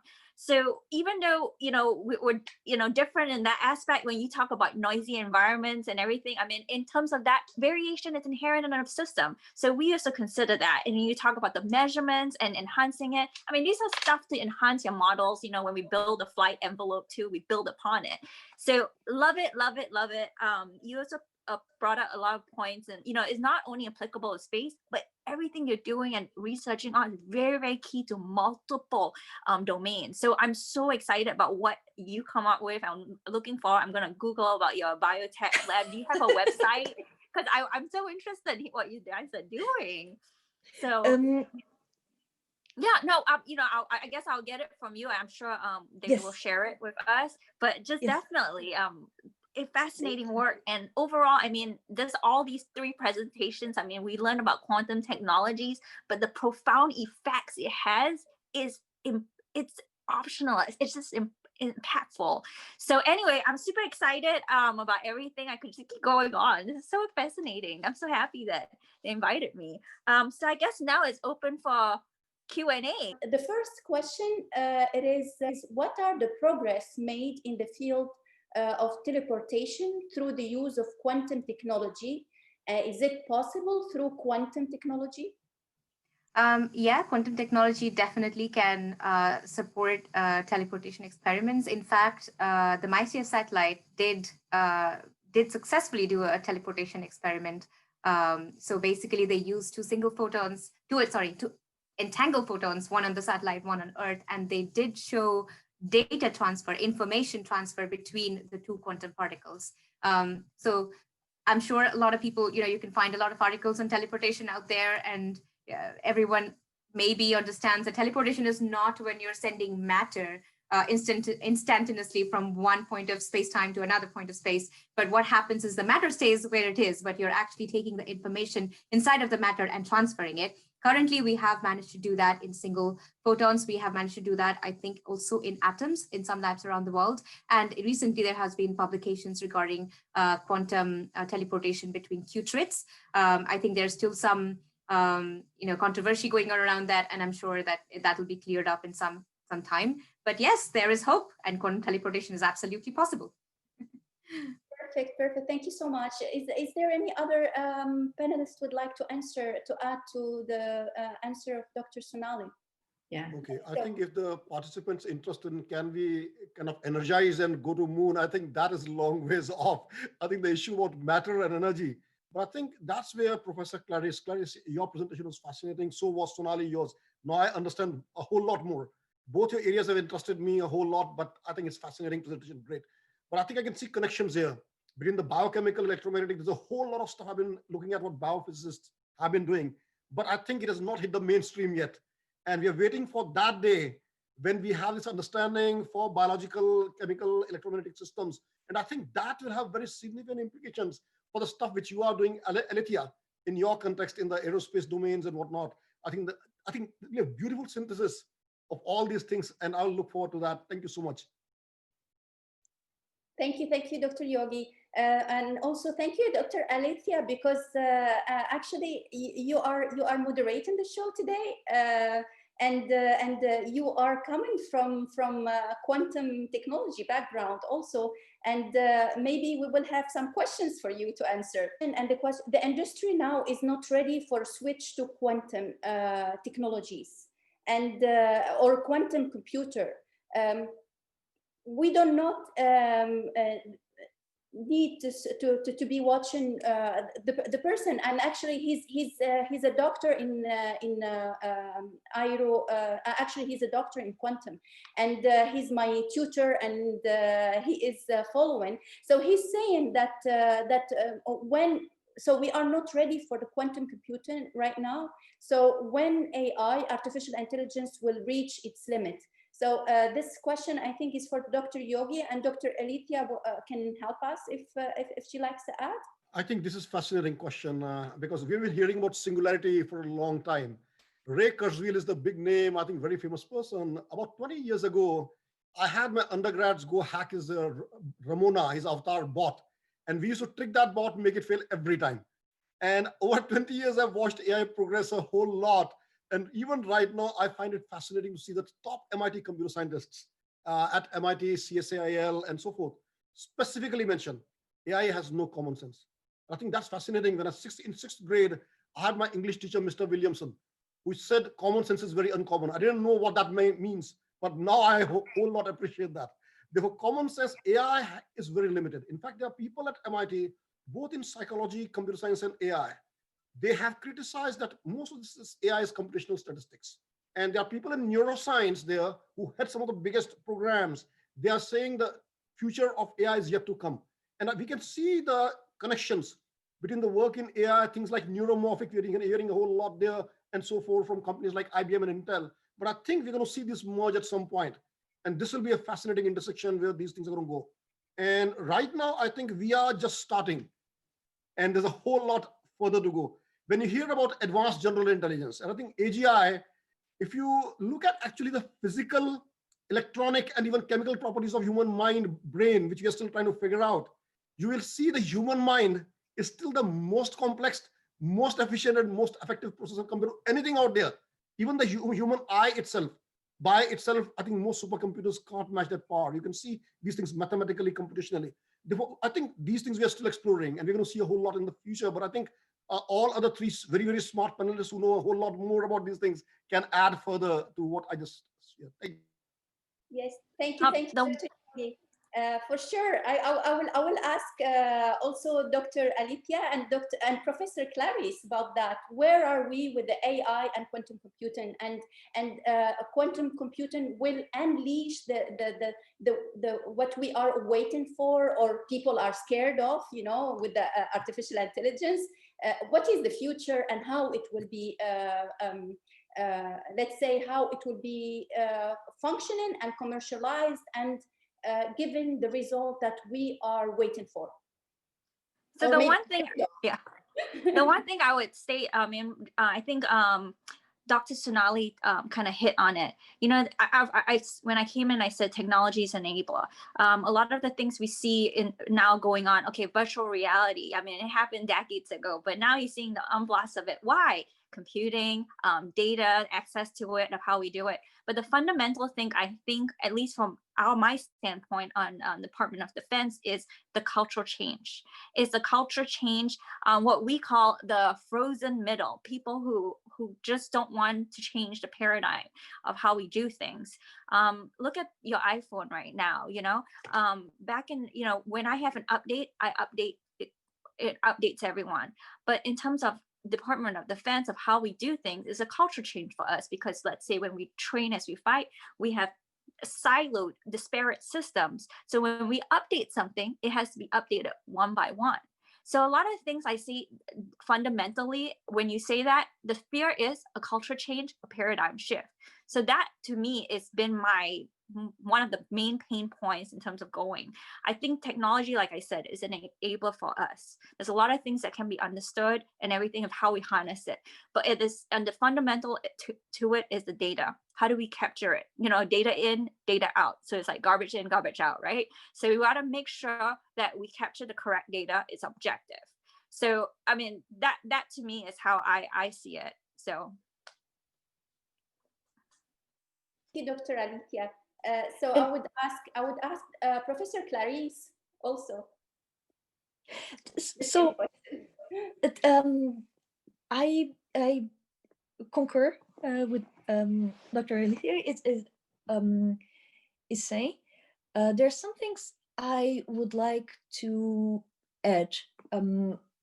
I think that in the quantum sciences, AI is starting to, or machine learning is starting to play a role in terms of materials development, in the sense that AI algorithms, because they're just following rules, they can predict materials that satisfy, that have good quantum properties and so forth, right? So I think this is going to be booming in the near future. And I think that Dr. Alethea, I think she alluded to this, but I don't think, forgive me if that's not what you meant to say, but what I hear is the following, and which is something that I agree with. AI and machine learning, they're good to handle data and huge amounts of data, but I do not believe data is exactly equal to knowledge, right? Data per se, is nice to have, but it's not the full story. So I think that, again, before AI learns to make sense of the data at a higher level, which right now only the most complex AI is only human beings, as far as we know. That's I think is the limitation. I think there are two fascinating points I heard, if I can relate to both of them. Let me start with Professor Clarice, your point, data, fascinating observation. In fact, data, if we go back 20, 30 years, data has become the biggest adversarial enemy out there. We got so much misinformation, fake news, fake thing. I think that's very critical now. And if I relate it to the security and risk management, zero trust architectures, we can't trust anything out there. Most of all, I can't trust my smartphone. My wife and daughter, they use smartphones with apps. I'd never put any apps, even Zoom. I don't want to have anything. I don't want to put any information there. I don't even want to trust any information on my machine. The kind of cryptographic models I'm thinking about, based on my understanding and the papers I'm writing, is only cryptographic models or anything which is safe is something which has got a human subjective meaning, which only you can unlock. Anything else you put out there, it is already compromised. Assume that. Therefore, if you put any information, and I have some papers on that, going back to Shannon's information theory, and that's the paper I wrote about the Shannon's work, going back to the machines, how they make sense, and the fundamental gaps between how humans make meaning. A lot of work goes back to AIML, it goes to crypto, it also links to quantum. And we're going to see a whole lot of stuff there at some point. But the issue is, I think the cultural issues are very big. And again, I have heard at the very biggest companies. About 20 years ago, Intel came to me for next generation e-business architectures, and they wanted to focus on culture as a very specific thing. A lot of my work in the background goes into the sociology, socio-psychology, and so forth. In the last 10 years, I've gone back on the engineering focus, quant, mathematical, heavy AI, ML, quant, cyber, crypto, quantum. So I kind of see the links between the two. And going back to the people who inspired my work, Herbert Simon is one of the Nobel Prize winners in IT, and John Holland, who inspired my paper while he was at Santa Fe Institute, 1995 is when I communicated with him. They understood both the machines and the psychology. And that's where I can see the links between the work, between what Dr. Sonali and Dr. Alethea are doing and Professor Clarice. And I think the trust issue is very core. The smartest people out there in cyber who actually own the biggest hacking and security organizations, they think smartphones are dumb phones. In fact, when I teach my undergrads, I think smartphones are what make you dumb. You can't trust anything on that. And therefore, I think, especially when you look at national security, When you hear news of the German chancellor's phone already being compromised, think what the implications could be. Those things are real things. When you know the networks on the Air Force One, they have been compromised. You need to understand that. For me, all the theory books, courses are good, but the real world is telling us where it is going, and we are seeing real data coming in from there. And I think that relates to many of the participants here. Therefore, I think when I started teaching e-business going 20 years ago, I told my students, look at everything in the book, but if you see in the world something is going different, cross it out and change it. Because all your books, courses, everything, by the time you finish them, they're already obsolete. And that's very critical. Knowledge, data. Data has got nothing to do with knowledge. Earlier, I used to think when I wrote the paper, data and sense making. Right now, I think our reliance on data is most dangerous given the current era in which we are living at all levels. I would not trust any data at face value. And I think many people in machine learning, they are coming to that level where they said, let's take big data. Now they want to go to small data. But most critically, they are looking at data integrity, which is the core issue, whether you can trust any data. Like, how do I know if I'm talking to you on the internet? You're a dog acting as a person, or an extra ET, I don't know, or my enemy, I don't know. The point here is, how do I trust? And that is a very human thing. Just like we're able to interact today as a community, able to interact, I think this is so valuable, so precious. I don't think technologies can ever get there. You can have avatars and whatever, the holograms and AR, VR. Those are great technologies, by the way.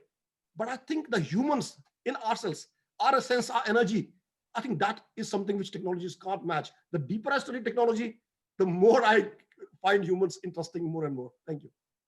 No, Yeah, I fully agree on that, because, like I said, garbage in, garbage out, right? For data is how you exploit it. You can skew it. I mean, let's say statistics itself is how you skew or present the data. So completely agree.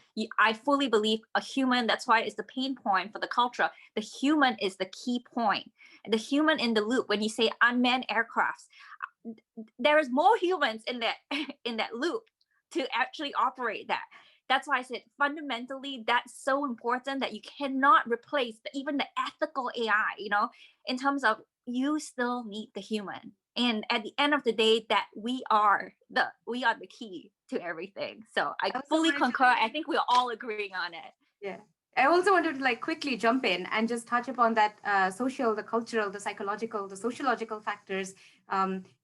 It goes into so many human domains that we don't even think about it, because upskilling is a big area of how do we actually make that paradigm shift.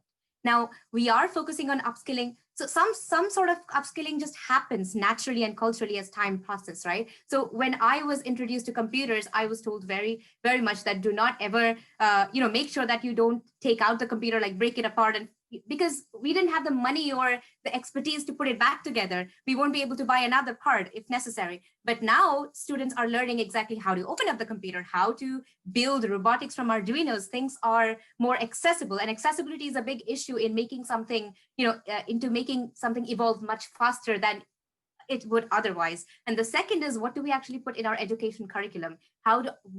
Which age children are learning this, which age children are learning that. So at some point today, we don't understand quite a lot of things very much, but the next generation humans will, and they will be paralleling, machine learning evolution and, human intelligence evolution at the same, well, not at the same rates, but hopefully at rates that we can work with. Yeah, I just wanted to put my 2 cents in there. So here, is the communication going to be cost effective? And I think maybe Dr. Sonali, it's for you, because you spoke about quantum communications and satellite deployment and so on.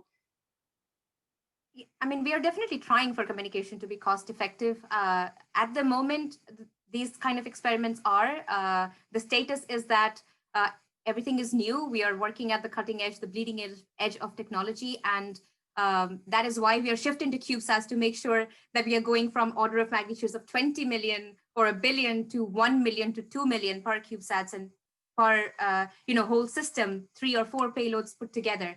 And again, I know that university students send up Cubesats on a regular basis, and those have an order of magnitude less cost as well. So the idea is to make communication cost effective. The idea is to make it more accessible at the end of the day, so that we can actually build up our quantum networks around the world. Otherwise, we won't be able to build up this network because not many people can afford them. Sure, thank you. She has any for her, thoughts? for Please go ahead. Professor Clarice, is about quantum physics and consciousness. And this question is lots and lots of specialists and scientists, they had that question and they tried to figure out, because actually from physics and how that would go into our biology, and within the temperature of our brains and neurons and everything, how does it work? And can you answer that, Professor Clarice? Yes. So I don't know how it works, and I think they're still going to need a long time until we make all the connections needed to, if at all, relate consciousness to like the hardware, right?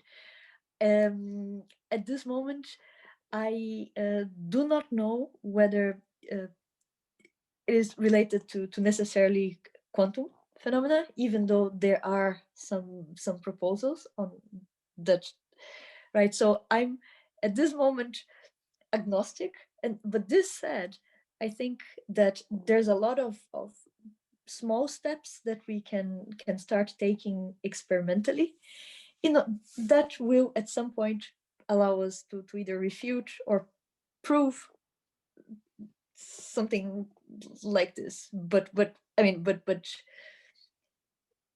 yeah, I think all research that goes in this direction is worth undertaking. It's nice, but I think that we need smaller steps. So I'm going to cite one thing that I'm less skeptical about, and I think that is very cool.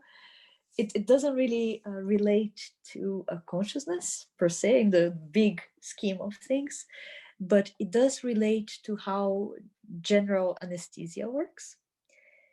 And there is evidence, sort of not complete, that the way general anesthesia works might involve spins at some level. I won't say anything more about it, but yes, I think it's worth exploring, and we need many steps to be able to make like big conclusions, and like we need extraordinary evidence to make extraordinary claims. But maybe we'll get there, and maybe we won't, but maybe we'll understand things getting there. I think I can add something here, if I may. Going back when I was doing my PhD long ago, everyone in IT was focusing on IT, and I was too. How can we automate everything, make humans disappear? We will put everything on automatic. Everyone wanted to do that, And one question which I got fascinated in, which John Holland got me inspired, interested, is how does information become meaning? That's what he asked. And I said, everyone says IT is there and stuff happens. What are the gaps? Data is not stuff what gets things done. If machines and robots were there, yes. When humans come in, it's the different interpretations of data, different between different contexts, different time. Even at the same time, any human can look at any data and hold multiple views of the data. We can look at multiple futures, multiple times. We are quantum beings if we kind of apply our minds, but we kind of focus too much on technology and forget the power we have. And at that time, basically in that paper, what I came to realize, based on a lot of work in human learning and sense making, it is not only cognition, it is the emotions called affect. And finally, it is the action, the act of actually doing or thinking that you're doing. There's a lot of studies on actually doing stuff in your head and actually doing, and they show there are parallels in those studies have been there for a long time. Now, I also know of a person called Antonio Damasio. If you've heard of a book called Descartes' Error, one of the most fascinating books I studied during my PhD, and that was about how the human brain mind works. And that's one of the key books, and the key person, Antonio Damasio, and his work on feelings in MIT Review and other places, in Nature magazine. How do people who have brain damage, how do they go about making decisions, avoiding risk and so forth? Very critical points. In some of my presentations, basically, I invoke his work on the affects and feelings and how they are not only bad, but also good. But sometimes when we talk of biases in human beings, we throw the good out of the bad. There's a work by very smart people out there, but we forget the good things. And I think we need to look at some of these fields with the affect, cognition, action. Humans are not just cognitive machines. They are goal-driven, purposive machines. And challenge happens basically in our systems. Machines are just intermediaries between humans. Machines are not good or bad. It's people trying to protect their own interests, looking at the world in different views, cultural. We have individual cultures and families, organizations, countries, and across the world. And the question is, how can we have the common mind share to actually look at the good of all 7 billion or so? I think those are challenges here. The final issues, if you look back at the work of the smartest people, Herbert Simon, one of the greatest guys, and AI pioneer, a Nobel laureate again. If you look back at their work, everyone was focused on the human issues and human beings. And Anthony Weiner, in fact, he wrote a book. If you go to Cybernetics of Systems, he wrote a book titled Human Purpose, Human Beings. These people were talking about technology, but lately I think we've forgotten that it's the human elements again, which you shared actually. And I think we will have better realization if we start not only start not doubting, we stop doubting every human being and start trusting every machine. What we have done, we need to find a balance there. In fact, there's very smart psychologists and other people, philosophers, who have mentioned this is kind of a tragedy that humans have become tools of their tools. These actual quotes which are there from very, very smart people. And the question is how we can make sure that humans do not slightly blindly obey data, obey technology, and how they can have the critical analysis. That's where the educational systems, the curriculum, which you mentioned earlier, which is focused on rote memorization. How can we help them advance to create the new and not regurgitate them? They might have definition. And if we quote some of the smartest quantum scientists out there, I think Feynman is one of them. He mentioned that you can know the name of a bird in 60 different languages and still know nothing about the bird. People may know 20 million definitions of quantum and they still may not have any clue about quantum. And my challenge with those many people who just know the book stuff, but those books were great. People wrote something at some point. They kind of just are stuck there. They need to interact with the real world and see what those phenomena are. And I think the real world is so fascinating, so interesting compared to any book, any course. But those help us organize structure. But the real world is most fascinating and we need to engage more with that. Thank you.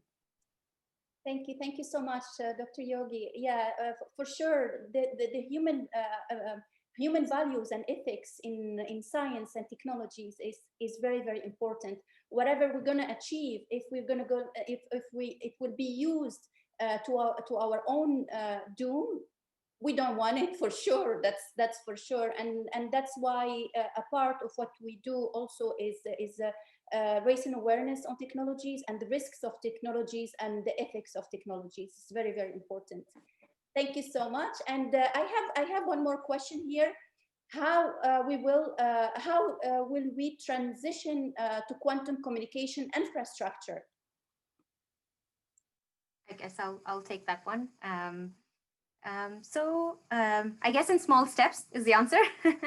The way we are starting to transition to quantum communication infrastructure is some of the examples that I gave you, like we are working closely with university. So at this moment, I'm very excited to say that the barriers that existed between academia and industry are slowly breaking down, at least in the quantum world. I think it's a very give and take kind of relationship, a very symbiotic relationship, which I absolutely love. And I like seeing that mobility between the two sectors, and that is where innovation lies, between two sectors at the edge all the time. And so for quantum infrastructure, we are slowly starting to take handshake with researchers, take their big optics labs, make them into smaller labs in industry. One thing industry does is try to accelerate the innovation of things. One thing academia does really well is delve into the tiny details that will make us trust what we are actually building.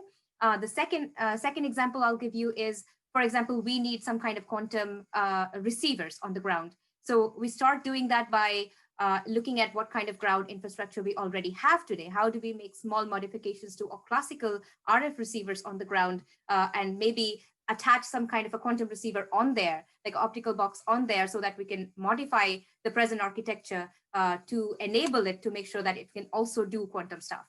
Now, it's not going to happen all overnight. All these innovations do not happen by one person or at a single moment of time. Everything happens in very, very small steps. It'll be you, me, a lot of people watching the show. It'll be Yogesh, Clarice, Alethea, Hien, all of us together. And it'll also happen when we understand what changes do we actually require in present day's infrastructure. It requires an understanding of classical as well as in quantum. So I don't think anyone having an understanding of only one side of the game is going to be making much of a difference. What else? Yeah, just small example, exactly how we went from computers, big computers. So when computers started, they were all like a big room. It filled up a whole room, right? And today, quantum computers are exactly that size. They're filling up a whole room, but we're already talking about quantum random number generators on a chip. We are talking about quantum sensors on a chip. We are building quantum sources on a chip size scale. So, and just like how we went to mobile phones from computers and clocks and like an Apple Watch, which is this small, right? We will be going from taking that whole big quantum computer into a whole room to making something that we can, have on our palm tops maybe. And next, having that even on a tiny chip scale, which we can put in someone's body to measure some other things. So maybe Professor Clarice can, add to that as well. No, that was perfect. I would just like to, if that's possible, to hook up on what you just said, that it's needed collaboration between industry and academia and people on the ground, people in space, and also talk a little bit about and ask actually something that about which has just been mentioned about ethics and stuff.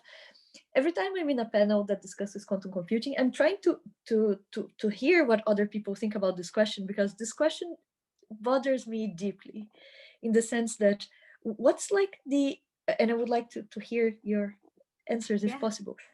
What's like the geopolitical implications of some nations having access to quantum computing and some not? How is this going to play out in the global scale, right? Are we going to leave nations behind and all those nations will have their banks hacked? Or so tell me more. I would love to hear, because I don't know how I feel about it, and I would like to hear the experts. I'm sure Yogesh and Alethea will have much more insights for you, but I'm going to do a start on this. I think this is a very important point that you raised, and something that I have been, thinking about as well on my side. I'm a big proponent of, handshaking already at the early stages when our technology is developing. So now that we know that something is working and we are developing these technologies, let's build consortia around the world, and let's make sure that we are making these things accessible, right, to people that we might leave behind. Because what we don't want is, we don't want a repeat of what we had done previously. We don't want a repeat of colonialism in space, right? We want everybody to go there together. We do not want to increase the inequalities that are already there on Earth by bringing fancy technology into Earth. As Yogesh was saying, machine is just a machine. It is our duty to understand how we can actually make sure these machines are everywhere in the world together. We understand what implications they would have on underrepresented demographics, what implications they have on gender, what implications they have on race. For example, when you're doing artificial intelligence, neural network training, it was important to look at which kind of sample data are you training your neural network on? Who are on the team who are doing this training sample? It cannot be all male. It cannot be all white male, straight male, right? And we figured out that it was actually leaving out a lot of demographics out, and this might cause a lot of accidents and incidences from self-driving cars for Black people, for example. And we do not want that to happen, because this is dangerous. We are having a repeat, and we are intelligent human beings, everyone who's building these things. So we should all be talking about how we do not increase those inequalities in the world. That's my perspective. She broke up. So do you have an insight for that, Dr. Alethea? Yeah, absolutely. I mean, from the government side. So yeah, you tell us. So that's a loaded question. Multiple variables. Dr. Sonali covered a lot. It's about building the ecosystem, right? And it's about having these platforms, this kind of conversations. I'm learning about Dr. Sonali, Dr. Yogesh, and Professor Clarice and what they're doing. So it's building the awareness, building the platform of getting to know. By the end of the day, also one other things that she kind of pointed out in terms of, the building of the ecosystem and everything. There are other fundamental stuff, like in terms of technology. Okay, in government, right? We have what we call the Wassenaar arrangement, which is 42 countries that come together to kind of talk about the treaties, the export controls. What can we live within each other? So when I believe Dr. Sonali talked about that in a bit, which was talking about the satellites, was, we have to talk about those treaties, the kind of in the foundational stuff up front. At the end of the day, we still have to talk about those basic policy and regulations too. It's an uncomfortable conversation that still has to happen. We trust human nature, but we also have to trust but verify, right? So, I mean, there's multiple angles that you can think of this too. But she talked about some of the social, economic part, the political side, we will have to work on the regulations, just like the WASNAR, the export controls. We still have to do all of that. We still have to consider that. So I mean, that's multiple things. I'm sure Dr. Yogi has more to add too. Yeah, Dr. Yogi, do you have something to say about that? I'm sure you do. Thank you very much. I think this is a fascinating discussion. I love all your viewpoints. In fact, I think your discussion reminded me of one of the Princeton presentations. I think it was the second presentation, which focused on ethics. And the reference was to the European Parliament. And they were basically asking, how do you make sure the issue we discussed about the trusted autonomy here, how do we make sure machines will do what you want to do and not do what you really don't want to happen, And I think question simply here is machines are machines, and there are two things here. It's a matter of design their boundaries, and those boundaries will break and can break, and we need to have some way of guiding them. And second is the adversarial issues are becoming much more prevalent now. And given the context of adversarial issues, the geopolitical environment is very critical right now. But if you observe across the whole humanity, 7 billion people, I think most people around the world, if you forget the governments for a while, and the militaries, I think those are really good people, but they act at the behest of governments, And I think military people from different countries respect each other more and are more sympathetic to each other. That's what my perception is, belief is, because they understand that they are all fighting for the causes, the beliefs, what they are told to. They are told to obey the commands, and they have to, And those issues are there. But the challenge, I think, goes back to the issue of control, which we studied in depth a long time ago. And in control, the primary issue which comes to is there's two different things which at human level, if you look at machines as emulating humans, one is what's motivation, second is commitment. We build the early models of these particular things which have been applied by NASA among other organizations. But if you look at the commitment, is it, and social influence is the primary driver. There's a lot of work coming from Harvard and other psychologists. But if you look at influence is a big thing right now. Is it compliance? Is it identification? Or is it internalization? These are three constructs, actual constructs, which have been studied. And actually, you will find if we internalize things, we do it because we love it, we value it, Compliance, yeah, we'll do it if we care to, if we have to. But the challenge right now with the global ethics regulation, which I think Dr. Alethea pointed out, as well as Dr. Sonali, the regulation, no regulation there. The biggest challenge is, I think there are two areas here. We have regulations in many areas, even in the space and satellites and adversarial uses of space and other things. But the challenge is, how do you ensure compliance?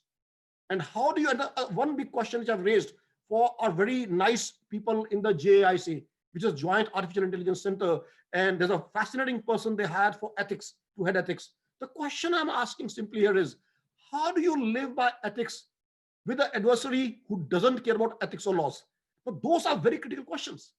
Now, I'm not saying there are people good and bad, but that's the way certain parties, certain things operate. These happen not only at country or world level.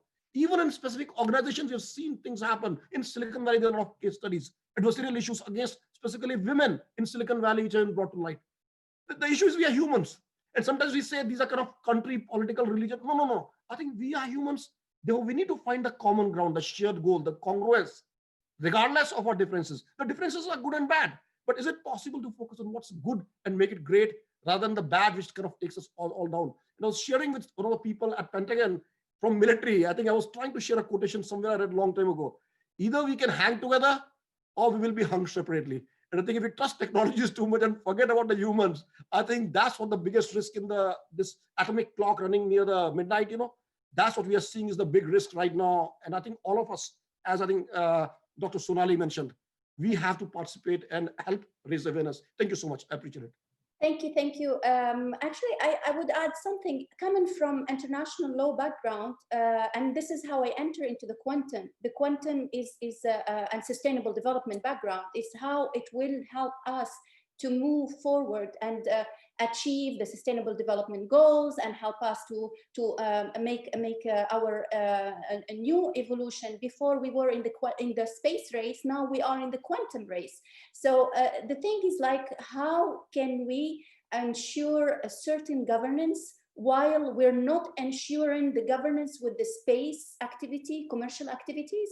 So this is the thing, is like, how can we move forward in a ecosystem that it is based on national interest, of race between nations, Now the race is between super technological powers. We have Google, we have IBM, and so on. So the thing is like, how can all this be governed in a way nations and national security point of view through international public law and treaties and agreements? And the other one, how can we govern on a way of private activities, which is based on contractual basis and based on national laws and agreements and so on. And here I think scientists, as you are, you have the lead for that, because coming from different people that they are into laws and international law background and so on, we do not master what you do. So this is your domain, to go raise awareness and really advocate for what needs to be done. And we are there following you, and that's what we are doing, raising awareness. To wrap up this, I have the last question, and this last question is about job opportunities. Actually, the question is like, we know that the quantum race is already underway for the second revolution of quantum, and governments and private investors all around the world are pouring billions and billions of dollars into quantum research and development. This would take time for ROI, for return on investment. The question is like, how can this be commercialized? How can it scale up? And how can open opportunities to our mentees that they are watching today, and they are so fascinated about it, and they want to enter into this nice economy that it will be emerging later, not now. I can say 2 words about the trainees and the workforce. Sure. There is an incredible need for people from super diverse background in the quantum sciences, and it's been clear now that we need people from electrical engineering, physics, chemistry, computer science, right? Who am I forgetting here? So many backgrounds are actually needed to ensure this boom of quantum, right? I think quantum is being democratized, and the value of, as Sonali mentioned, diversity not only in terms of gender and race and religion, but also in terms of areas of expertise. So I think that the trainees, almost regardless your original background, I think you might be able to navigate and to enter the quantum force, and a smart quantum workforce is sorely needed. There are many there are many master programs around the world that are being developed to train people with diverse backgrounds to enter the quantum force relatively fast. And also there's also the more common route of obtaining a PhD before joining the quantum force too. But it's, I believe it's going, the like workforce is going to explode very soon. It's already exploded. Yeah, I'll follow Professor Clarice into just giving a personal example. So on a day-to-day basis, who do I talk to? Basically, my background is coming from quantum physics and quantum gravity. So I did a lot of particle physics and quantum gravity before I went into quantum technologies. On a daily basis, what does the quantum workforce look like for me? I talk to optical engineers. I talk to researchers like physicists, chemistry researchers, researchers in machine learning and artificial intelligence. But this is only the research side. Next, I talk to classical engineers, RF engineers. I talk to electronic engineers, embedded systems engineers. Next, I talk to HR people, secretaries, project managers, people who communicate what does quantum mean to the bigger part of the world. I talk to marketing companies who are doing space marketing, quantum marketing. They're trying to make the workforce accessible to more people. I talk to people who are building up curriculums for school students, for undergraduates and graduates and PhD students. I talk to the government who are trying to come up with what sort of opportunities should we make available. And then I talk to companies who are trying to figure out what kind of products are more accessible. So these companies can start from mechanical engineers, materials manufacturers. They are basically workshops, people who do drilling and machining of the parts that we ask them to do. Then there are people who are making clocks. There are people who are, there are people who are running thermal chambers, who are, sales forces on those teams. So basically everyone, right? There is nobody that has been left out. And if I left anyone out, jump in and join us because we need you. That's the answer. So to pile onto that, you guys made excellent points in the workforce from the government side. I mean, these are all dual use technologies. So we can't do this without industry. We can't do this without academia. We can't do this without anyone. So the continuous dialogue collaboration is what makes us thrive. From the government side, at least in Air Force side, we have innovation hubs. We're opening up, we're opening up, come in, do business with us. We have the small business innovation research funds. We're doing lots of things happening. So we can't do this alone. At the end of the day, I think we all agree, humans, we all have to work, take away the technologies and everything. We have to work together. So I think from our standpoint is we still have to keep having this dialogue, open up collaboration. And, with our hubs, this is a way for us to start harnessing these dual use technologies. So 100% agree. Oh, I shouldn't forget to pass the mic in this case, because I have been talking to some very interesting 16-year-olds who are making all the ripples. So they are, I think, some of the founders of Space4All who are making space education accessible to school students, and I'm sure there's like thousands of amazing 16-year-olds and less, younger generation who are doing amazing work. So any age, there is no age that you could you could start joining the quantum workforce, to be honest. So don't let any obstacles tell you that you can't do it, is the answer. Sure, I think that's fascinating. I think just extending on that, if we look at quantum computing, what I find very fascinating, some of these big companies which are getting involved in a very big way with the help of government grants, we are seeing a lot of involvement by Defense Department, which wants to encourage entrepreneurship. You can follow Alethea's feed on LinkedIn, or you can follow my feed. We are marking a lot of that for the security side, and a lot of entrepreneurship in a very big way from the technology plus security. From the other standpoint, the quantum computing, actual education, if you want to follow my feed, I've been marking some of the actual courses which are being offered free of course by big companies like IBM.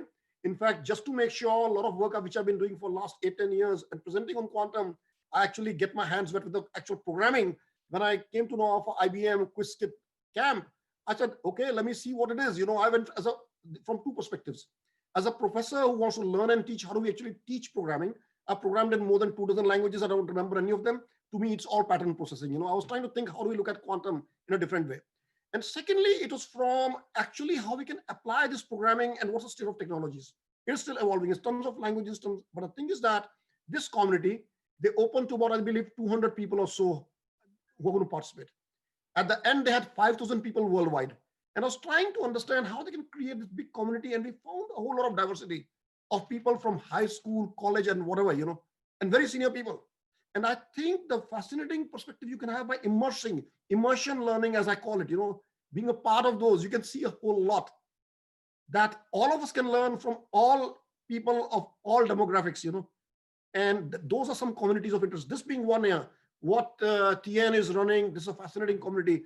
It's intersection across various communities. The space community, defense community, the biological community, which I find very fascinating, biological, electromagnetic. That's a fascinating area which I have yet to know more about. And the technical side of thing, what I think Sonali you mentioned is beautiful. Love it, because I've been reading a whole lot about it, never built this satellite, but I would love to see or understand how we can do that. But I think this synthesis is great. Thank you so much for this opportunity. Would love to continue the conversations after this. Thank you.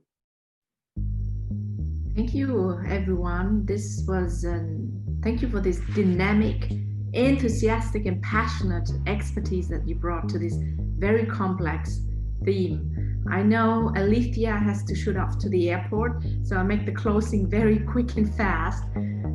So thank you everyone for your sharing your expertise, I personally would have to review this show several times to understand. I know you try to make everything very simple. We learned about ethical AI, human values and adversity. Let's continue this conversation. The recordings will be sent out along with the presenter slides. So I thank everyone for your participation today, and stay safe and stay well. Everyone will have the next show next week will be about space architecture. How does analog space architecture can influence the way we live in space? So stay tuned and register on time, and we're looking forward to see you next week again.